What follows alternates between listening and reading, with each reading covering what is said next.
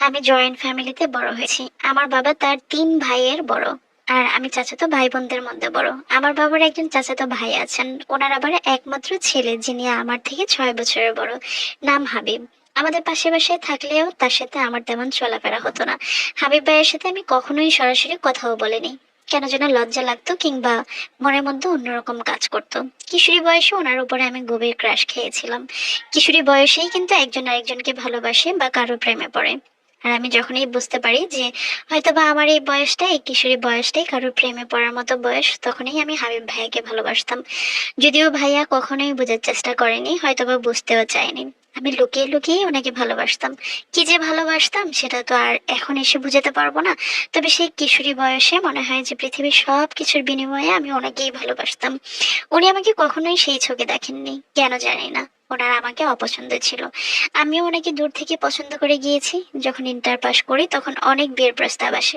আমি তখন পড়তে চেয়েছি। আমি ভেবেছিলাম অনেক পড়াশোনা করব, অনেক প্রতিষ্ঠিত হব, অনেক বড় হব। আমি কখনো বিয়ে করে সংসার করব বা বিয়ে করা উচিত এটা আমি কখনো চিন্তাই করিনি। ওই যে আমি মনে মনে হাবিব ভাইকে অনেক বেশি ভালোবাসতাম, হয়তো সেটার জন্যই। সেই সময় হাবিবের দাদা মারাত্মক স্ট্রোক করেন। আমার দাদা তো ওনার ভাইয়ের জন্য খুবই দুঃখিত। হাবিবের দাদা আর আমার দাদা চেয়েছিলেন হাবিবের বাবার সাথে আমার ফুফির বিয়ে দিয়ে তাদের সম্পর্ক গভীর করতে, কারণ আমাদের পরিবার বড় আর হাবিবেরা তারা একজন একজন করে সন্তান হয়েছে, তাদের পরিবারের সন্তান অনেক কম ছিল। সেজন্য আমার দাদা এবং হাবিবের দাদা সবসময় চেয়েছেন যে দুইটা পরিবারের সাথে একটা সম্পর্ক তৈরি হলে হয়তোবা তাদের মধ্যে সম্পর্কটা আরো গভীর হবে কিংবা পরিবার বাড়বে, এমনটাই চিন্তা করেছিল তারা। কিন্তু আমার একমাত্র ফুফি হাবিবের বাবার থেকে 19 বছরের ছোট হওয়াতে এই সম্পর্কটা আর হয়ে ওঠেনি, তাই সম্ভব হয়নি তাদের মধ্যে নতুন করে কোনো সম্পর্ক তৈরি হওয়া। আমার জন্য কখনোই হাবিবের প্রস্তাব এসেছে কিনা আমি জানি না, কিন্তু যখন আমার দাদার ভাই আবার অসুস্থ হয়ে পড়েন তিনি এই ইচ্ছা প্রকাশ করেন। নিজের ভাইকে আমার দাদা কথা দিয়েছিলেন যে তার নাতির সাথে আমার দাদার নাতনিকে বিয়ে দিবে। কিন্তু হাবিব কখনো রাজি না, কারণ তিনি অন্য এলাকার একটা মেয়েকে পছন্দ করতেন। এটা আমার দুই দাদা কখনোই জানতেন না, যে হয়তোবা তাদের নাতি কখনোই আমাকে বিয়ে করতে রাজি হবেন না। কিন্তু আমি খুবই কষ্ট পেতাম, আমি শুনেই আমার খারাপ লাগতো যে হাবিব ভাই রাজি না।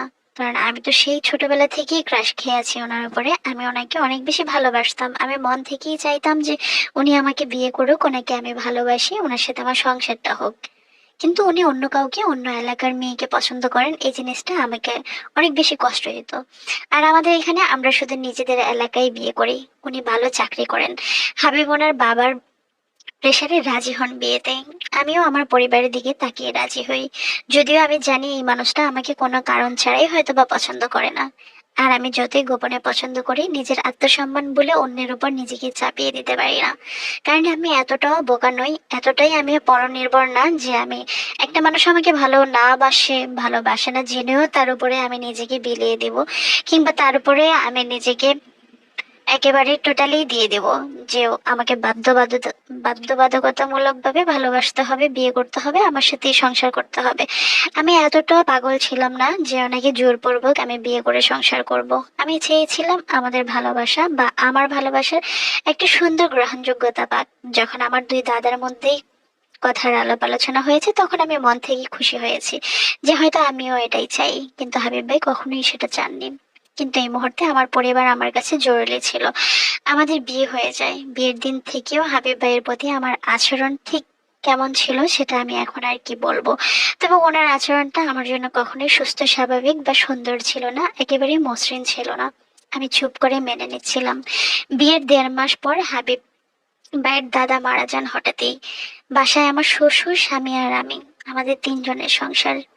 আমার শাশুড়ি নেই পৃথিবীতে। বাসায় দেরি করে ফেরা, কল না ধরা, এগুলোর নিত্যদিনের হয়ে উঠছিল আমার স্বামীর। আমার শ্বশুর নিষেধ দিলেও ওনাকেও মানতেন না। তখন আর আমার করার কিছু ছিল না। দেখা যেত যে বাপ ছেলের উপরেই এটা ঝাই ঝামেলা সৃষ্টি হতো। মান অভিমানের পাল্লা বাড়ি হতে থাকতো। আমিও কষ্ট পেতাম, আমিও চাইতাম আমার স্বামী আমার কাছে ফিরে আসুক, তাড়াতাড়ি আসুক, কিংবা তার কাজ সেরে চলে আসুক। কিন্তু সবকিছুই এলোমেলো হতে থাকলো। আমি একটা প্রাইভেট ইউনিভার্সিটিতে ভর্তি হই। সারা রাত আমার জায়নামাজে কেঁদে কেঁদেই যেত।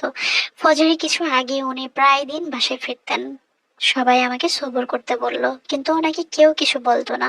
আমার খারাপ লাগতো, আমি কষ্ট পেতাম। সারা রাত সে কোথায় থাকতো, কার কাছে থাকতো, আর কেনই বা বাহিরে থাকতো তার স্ত্রীকে ঘরে রেখে? এসব প্রশ্ন কখনো তাকে কেউ করতো না।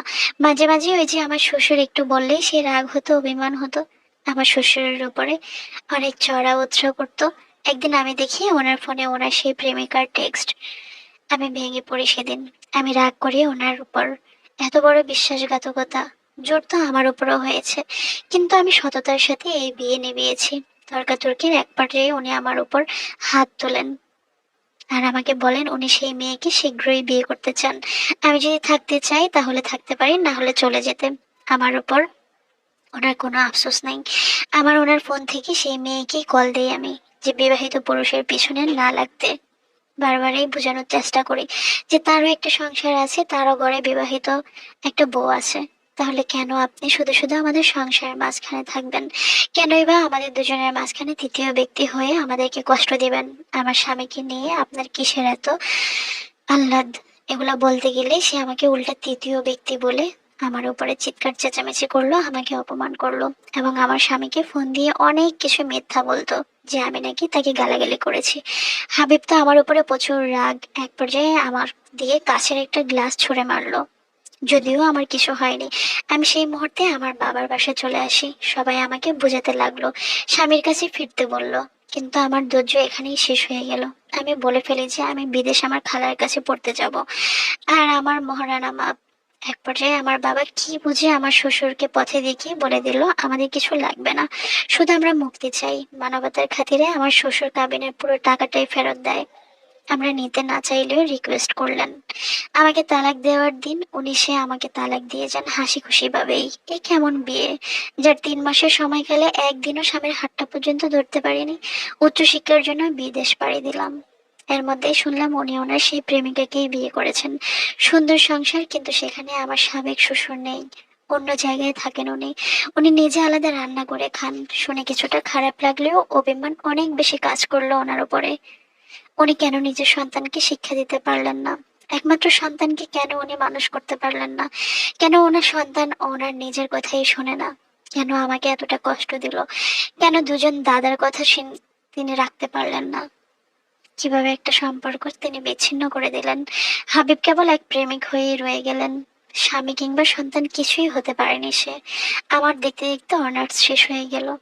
আব্বার রিকোয়েস্টে 5 বছর পর দেশে গেলাম, তাও বেড়াতে। অনেক আয়োজন, আসতেই অনেক প্রস্তাব আসলো বিয়ের জন্য। আমি বিয়ে করতে চাই না। 2 মাস কাটিয়ে গিয়ে আবার মাস্টার্স করব। হঠাৎ দাদা অনেক অসুস্থ হয়ে যায় এবং সবসময় আমার কাছে ক্ষমা প্রার্থী। কিন্তু এখন এসব কিছুই আমার কাছে ম্যাটার করে না। বহুদূর এগিয়ে গেছি। একদিন বাসার সামনে হাবিব আর তার স্ত্রীর সঙ্গে দেখা। তারা এখন অনেক দূরের এক বাসায় চলে গেছে, তাদের পুরাতন বাসায় কি দরকারে যেন এসেছে। আমায় দেখে না রাগ না দুঃখ কিছুই অনুভব করিনি আমি। ওনাদের ভিতরে কি কাজ করেছে, ওনারা আমাকে দেখে ভাব নিয়ে থাকলো। আমি এগিয়ে চলে গেলাম। একদিন আমার স্কুল জীবনের এক সিনিয়র আমার জন্য বিয়ের প্রস্তাব পাঠালেন। সেও একজন ডিভোর্সি, আমিও ডিভোর্সি। বাবা মার রিকোয়েস্টে রাজি হই। জীবনকে সুযোগ দিতে চাইলাম আরো একবার। ওনার নাম আরমান, আমার থেকে 3 বছরের বড়। আমেরিকায় থাকেন। দেখা করে ভালো লাগলো। আংটি বদল করলো, তারিখ ঠিক হলো। কিন্তু হাবিব, আমার নতুন শ্বশুরবাড়ির মানুষের কাছে আমার নামে অনেক কিছু তাল লাগাতে লাগলো। কিন্তু শুক্রিয়া আল্লাহর কাছে, হাবিবের অভ্যাস সম্পর্কে পাড়া প্রতিবেশীর কাছ থেকে খোঁজ খবর নিয়ে তারা জানতে পারলো পুরোটাই মিথ্যা। আমার সম্পর্কে মানুষ এত এত ভালো কথা বললো যে আমার উপরে আর সেই বিষয়গুলো নিয়ে এফেক্টই পড়লো না। 1 মাসের ভিতরে বিয়ে হয়ে যায় অনেক ধুমধামে। লাল লেহেঙ্গা পরে আমরা বিয়ে করি। আগের বার পড়তে পারিনি, আফসোস ছিল। বছর না ঘুরতে বছরের মাথায় আমিও আমেরিকায় চলে আসি। আমি আর আয়ও বুবাইয়ে চাকরি করি। উনি আমার খুব যত্ন নেন, সম্মান করেন। কিছুদিন পরে জানতে পারি আমাদের সন্তান হবে। অনেক খুশি আমরা। 9 মাস পরে আমাদের ঘর আলোকিত করে একটা ছেলে সন্তান আসে। সুখেই আছি আলহামদুলিল্লাহ। সুখেই যাচ্ছে আমাদের দিন। যখন মনে হতো তখন আল্লাহর কাছে হাবিবকে ফিরে পেতে কান্না করছিলাম। কিন্তু আল্লাহ যে আমার ভাগ্যে আরমানকে রেখেছিলেন সেটা তো জানতাম না। তাই ভাই বোনেরা, যাই হোক, নামাজ বাদ দিবেন না। আল্লাহর উপর বিশ্বাস রাখবেন, উনি আপনার জন্য সেরাটাই দিয়েছেন। সেই সেরাটা পাওয়ার জন্য একটু তো কষ্ট করতেই হবে। কি সুন্দর না মানুষের জীবনে, একেবারে গল্পের মতো মনে হলো না? কিন্তু এটা ট্রু, এটা রিয়েল গল্প। আমাকে একজন আপু পাঠিয়েছেন, উনি এখন আমেরিকায় ওনার স্বামীর সাথে আছেন। আর যেহেতু ওনাদের বিয়েটা পারিবারিক রিলেটিভস এর সাথেই বিয়েটা হয়েছে, সেই জন্য ওনার ফুল অ্যাড্রেসটা আমি হাইড করে গেলাম, কারণ আপুর প্রথম মেসেজটা ছিল এরকম যে আপু আমার পরিচয়টা গোপন রাখবেন। বাট উনি জানাতে চাইলেন যে ওনার লাইফেও এরকম একটা ভুল মানুষ এসেছিল যার উপরে উনি ফার্স্ট ক্রাশ খেয়েছেন। বাট ওনার ভালোবাসাটা পবিত্র ছিল। আপু, ভালো মানুষের জন্য আল্লাহ অবশ্যই আছেন। মানে এত ভালো লাগছে যে আপনি এখন আমেরিকায় আছেন, অনেক ভালো আছেন, একটা ছেলে সন্তানের মা হয়েছেন, আর আপনার জন্য আল্লাহ একজন মানুষ পাঠিয়েছেন। আসলে জীবনে কখন কি হবে, কিভাবে পরিবর্তন হবে, ওইটা তো আল্লাহ লিখে রাখেন আপু। আমরা শুধু সময়ের সাথে সাথে তাল মিলিয়ে চলতে হচ্ছে, এতটুকুই। তবে আল্লাহ ভালো মানুষের সাথে সবসময় থাকেন, খারাপের সাথে আল্লাহ কোনো না কোনো ভাবে ধ্বংস করে দেন। খারাপ মানুষকে আল্লাহও পছন্দ করেন না। আর ভালো মানুষের জীবনে মাঝে মাঝে অনেক কিছু হারিয়ে যায়, অনেক কিছু আল্লাহ কেড়ে নেন, সেটা ভালো কিছু দেওয়ার জন্য। ওইটা জ্বলন্ত প্রমাণ কিন্তু আপনি নিজেই। ভালো থাকবেন আপু। সবাই আপুটার জন্য দোয়া করবেন, আপুর সন্তানের জন্য দোয়া করবেন। আপু এতটাই হাসি খুশি থাকেন, এতটাই আত্মবিশ্বাসের সাথে চলুন। দোয়া রইলো। আর অবশ্যই নামাজ, আপনি যেটা বললেন আপনি অনেক নামাজ পড়েন, এটা আমার কাছে অনেক ভালো লাগছে আপু। আমিও যখন মন থেকে আল্লাহর কাছে কিছু চাই, অনেক নামাজ পড়ে আল্লাহর কাছে কান্নাকাটি করে চাই, আল্লাহ আমাকে কখনোই ফিরাই দেয় না। আলহামদুলিল্লাহ।